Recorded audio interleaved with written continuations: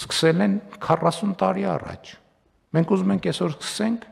վաղը ավարտենք։ Այս վերջերս հետաքրքիր բան տեղի ունեցավ։ Գործարար աշխատաժողովի ժամանակ իմիջիայլոց, չգիտեմ, մեր գործընկերների տպավորությունները ինչպիսին են, բայց այն շատ ավելի հաջողված էր, քան ես ի սկզբանե ակնկալում էի,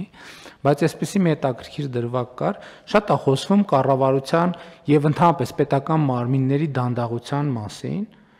բայց նաեւ իմ հետազոտությունը այն է, որ աշխարհի բոլոր կառավարություններն են դանդաղ, այսինքն կառավարության գործառույթներից մեկն է դանդաղ լինելը, իհարկե շատ կարևոր է, որ դանդաղության մեջ մենք լինենք արագ, բայց ինքը կառավարությունը դանդաղ մարմին է,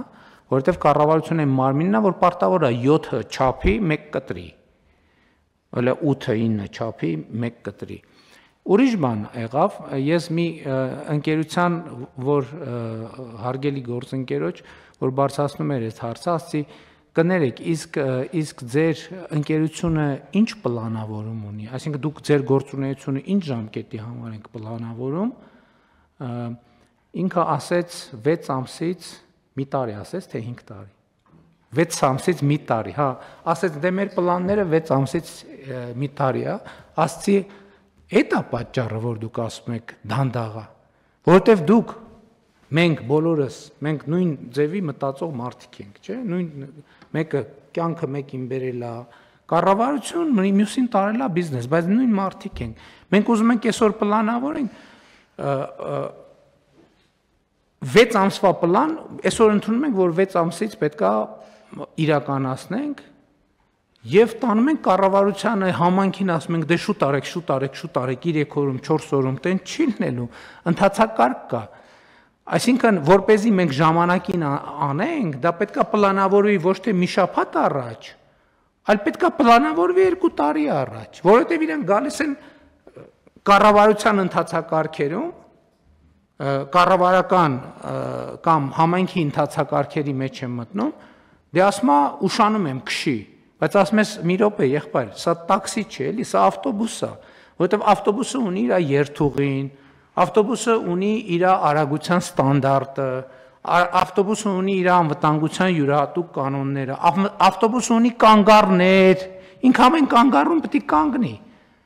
Հնարավոր չի բարձրանալ ավտոբուս եւ ակնկալել, որ տաքսի կամ այլ ավելի արագ տրանսպորտային միջոցի բանով տեմպով մենք կարող ենք առաջ գնալ։ Ուրիշ բան ավտոբուսը պետք է արագ լինի, բայց ավտոբուսը կարող լինի արագ լինի ավտոբուսի ստանդարտով։ Մենք չենք կարող ավտոբուս նստենք, ասենք ուզում ենք որ տաքսո արագությամբ քշես։ Չի լինի տենց, եթե մենք տաքսո արագությամբ քշենք, ուրիշ քաղաքացիներ, որը պետք է կանգառներում իջնեին, կսկսեն պատուհաններից թռնել կամ առնվազն միջադեպեր կլինեն ավտոբուսի վարորդի հետ։ Այսինքն մեր իրականության մեջ ես անընդհատ բախվում եմ դրան, ես անընդհատ ավելի է խորանում իմ համոզմունքը, որ այս տրամաբանությունն է, որ մենք ավտոբուս ենք նստում, ուզում ենք տաքսո արագությամբ շարժվենք, և սա պետության էլի ոնց գալիս եմ, ոնց մտածում եմ պետության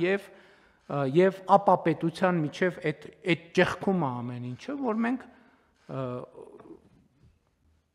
չենք կարողանում տենց էլ այդ ճեղքը լցնել այնուամենայնիվ արձանագրելով, որ պետությունը ուրիշ մարմին է, ինքը այլ կերպ է գործում, այլ տրամաբանությամբ է աշխատում։ Էլի եմ ասում, ամենևին չժխտելով և ավելի ընդգծելով պետության մարմինների էֆեկտիվության, արագության, բայց էլի եմ ասում, ինքը կարող արագ լինի ավտոբուսի արագության ստանդարտով, որովհետև ինքը հանրային ծառայություն է, հանրային ծառայություններ է մատուցում։ Հնարավոր չէ ծառայությունը մատուցել մեկին ի հեճուկս մյուսի շահերի, և այստեղ շահերը երբեմն ոչ թե երբեմն պետք է հավասարակշռված լինեն, և սա շատ կարևոր տրամաբանություն է։ Բայց վերադառնալով էլի մեր իրականության մեջ այսպիսի բան կա, մի անգամ ես դա հրապարակային նույնիսկ ասացի, բերել օրինակներ, ասենք նույնիսկ մեր բանում, մեր քննարկումների ժամանակ հնչում է սենց, Էստոնիայում սենց է, Էստոնիայում նենց է, և էլ չեմ ասում, առիթ ունեցել եմ ասելու, Դե Հայաստանում մենք բոլորս մեր 95%-ը Իսրայելի հարցով փորձագետ է, Իսրայելի ու Սինգապուրի։ Ինչ խոսում ես մեկ է հազարավոր մեկնաբանություններ Սինգապուրում սենց է, Իսրայելում նենց է, բանում ժողովուրդ մենք էս կներեք այս խոսույթներն էլ նշանակում են էլի մեր բանը, մեր վերաբերմունքի անլրջությունը, որովհետև հատկապես պաշտոնական քննարկումների ժամանակ, եթե որևէ մեկը որևէ երկրի, որևէ օրինակի անուն տալիս է, ինքը պետք է գոնե նվազագույն փորձագիտական գիտելիքներ ունենա, թե ինչի մասին է խոսում։ Մեր իրականության մեծագույն խնդիրներ, եւ ել եմ ասում, ընդ որ ես խոսում եմ մեր իրականության խնդիրների մասին, ստեղ ամենամեծ գայթակղությունն է, որ տպավորություն ստեղծվի, թե ես խոսում եմ ուրիշների մասին։ Ոչ, ես խոսում եմ առաջին հերթին իմ մասին, որովհետեւ ես այս հանրության մի մասն եմ եւ մենք բոլորս մեր հանրության մի մասն ենք։ Բայց մենք պետք է ինքնահայեցում անենք, ասենք չի կարելի սենց, մեկ էլ բանի լուրերով ասենք մի հատ կամ բանում Facebook-ում կամ YouTube-ում մի հատ reel ենք նայում, բան տենց ու հաջորդ օրը չենք համբերում, որ օրը լուսանա եւ երբ ենք միկրոֆոն գտնելու, ասել որ գիտեք բանում Դանիայում սենց է։ Չի կարելի տենց անել։ Չի կարելի տենց անել։ Որտեւ հիմա ասենք ես այնքան Հայաստանում Էստոնիայի մասին այնքան բան եմ լսել, Էստոնիայի թվայնացման, Էստոնիայում հանրային կառավարման եւ այլն, ինչ գնացել եմ այնտեղ տեսել, 90%-ը կապ չունի այն ինչի օրինակը բերում են։ Էստոնիայում թվայնացում սենց է, ասում եմ, Էստոնիայում 2002 թվականից բանը ID քարտը պարտադիր է։ Եվ ես հարց եմ տվել, ասել եմ լավ, ո՞րն է գաղտնիքը, ժողովուրդ ջան, ասեք, ո՞րն է գաղտնիքը, որ դուք առաջատար երկիրն եք թվայնացման բնագավառում։ Եվ հնչել եմ հստակ ես, ինձ թվում էր, թե հեսա կասեն կմեջբերեն էստոնացի ժողովրդի առանձնահատկություններ, որը իհարկե կա, չի կարա, ամեն երկիր ունի իր, բայց ստացել եմ շատ պարզ պատասխան։ Մենք 2002 թվից ID քարտը դարձրել ենք պարտադիր բոլորի համար, այո, բոլորի համար, բայց բոլորի համար, այո, բոլորի համար, բայց իսկականից բոլորի համար, այո, իսկականից բոլոր նշանակում է բոլոր, այսինքն հիմա պատուհանից ում որ ցույց տանք իրանց համար էլա պարտադիր, այո, բոլոր նշանակում է բոլոր, մեր մոտ բոլորը գիտեք ինչ նշանակում, եկեք գնանք ցանկացած որոշում նայենք, ցանկացած օրենք նայենք, բոլոր նշանակում է, բացի սրանից,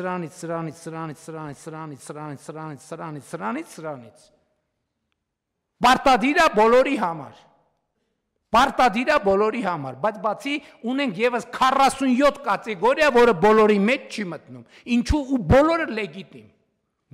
լեգիտիմ, նայես, հա ոնց կարելի է, դե ամոթ չի, օրենքը ամոթ չի, մարդկանց վրա տարածես,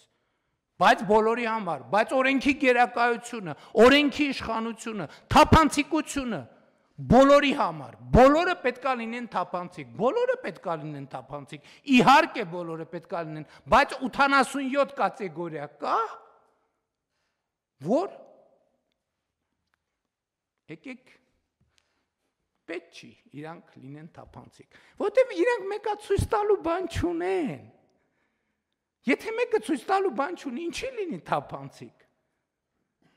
պարզվում է, որ տենց գնում ենք, պարզվում է Հայաստանում 4-5 հոգի կա, որ բան ունի ցույց տալու, մնացած բոլորը դե խի պետք է բան ցույց տան, լավ 14, լավ 100, ասենք այս սենյակում նստածները եւ 1-2 ուրիշ սենյակում վերջ, պարտադիր, բայց պարտադիր է բոլորի համար, բայց ընդ մի հատ անցումային դրույթ կա, որ դե 1200 տող կատեգորիայի համար դա չի վերաբերվում նենց ամեն ինչը, սենց պետություն չենք դառնա սենց մենք, չենք դառնա ու դրա համար էլ չենք դառնում, ամեն ինչը, մեր մոտ ամեն ինչը պարտադիր, ընդ որում ամեն ինչի մեջ կա, քրեական օրենսգրքում գրած չի մեկական կատեգորիաներ, որ դա իրանց չի վերաբերվում, քրեական դատավարության օրենսգրքում, քաղաքացիական երթևեկության կանոնների մեջ երթևեկության կանոնը վերաբերվում է նրան, ով կռուտոյ չի։ Էդ էլ նայած, մարդ կա, որ արագության խախտման կռուտոյ է, բայց լուսացույցի տակ կանգնելու դեպքում կռուտոյ չի։ Եվ այդպես շարունակ։ Դրա համար է օրենքի նկատմամբ մեր երկրում էսա վերաբերմունքը, որովհետև դե թե օրենք ստիպված ես, ուրեմն ինչքան այս կյանքում չունես բան արած, վաստակած, որ ստիպված ես օրենքով ապրել էլի։ Ոնց այս կյանքում բայց դպրոց, մանկապարտեզ, բու, աշխատավարձ, վերջը քուչա կա, վերջը բան կա, ծնունդ կա, այդքան չունես քո կյանքում արած, որ բան ունենաս, բացառություններ ունենաս։ Ոստեղ պրոբլեմը ես բանից գրում եմ, ես Էստոնիայից գրառում եմ անում, Տալինից, նայում եմ ասում եմ, ոնց կարա էլի քաղաքը սենց բան լինի։ Հլա նենց բան էի գրել, այդ խեղճ էստոնացիք արդարանում էին, ասում են դե գիտես գարուն է, բան է, երևի տեսել էին գրառումները, որ ասում են դե գարուն է, բան տենց մի քիչ լավ է մաքրած էլի, նկատում են այնքան վատ էին զգում, որ ես տենց ուժեղ տպավորության տակ եմ մնացել, թե ոնց կարա քաղաքը այսքան մաքուր լինի, պատկերացրիք, չէ, ասում են դե գարուն է, բան է, մի քիչ շատ է մաքրված էլի, դե տենց մեր ամառ աշնան դեմը այսքան մաքուր չի լինի, ասենք մարդիկ նեղվել էին, որ ես մարդ հայք է ուրիշ երկրից եւ տենց տպավորվել է։ Մեր արձագանքը,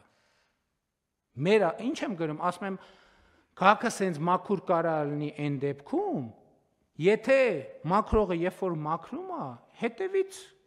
կեղտոտողի պակաս կա։ Այսինքն հետևից կեղտոտողի պակաս կա։ Այսինքն մաքրելուց հետո քիչ են մարդիկ կամ չկան, որ ծխում գցում են, բան ուտում գցում են, խմում գցում են, ուղակի գցում են, ասում եմ էստոնացիք վատ են զգացել, ասում են գարնանային աշխատանքներ են արված, տենց համընկել է։ Մեր արձագանքը քաղաքապետը, նախարարը, վարչության պետը, բանը, այն ժեկի պետը, այն ժողովուրդ ինչքան կարելի է, վայ այսօր չեմ բերե բանի, Մեսրոպ Մաշտոցի այդ առակացի առաջին, ինչքան կարելի է սենց բան անել, պտտվել անընդհատ կողքով շրջանցել իրականությունը։ Ես չեմ ասում Հայաստանի պաշտոնյաները լավն են, ես ասում եմ քաղաքը կարա մաքուր լինի, մենակ այն պարագայում, երբ որ մաքրելուց հետո շպրտողները, աղբը թափողները եւ ծխել գցողները քիչ են։ Չէ, բարձ բան եմ անում։ Կարանք էքսպերիմենտ անենք, հիմա գնամ գրառում անեմ, բացենք տենենք տակը ինչ է գրած։ Քաղաքապետը, վարչապետը, նախարարը, ժողովուրդ ինչ կապ ունի։ Ես եմ մեղավոր, որ մենք ծխում գցում ենք, ես 2004 թվականից չեմ ծխում,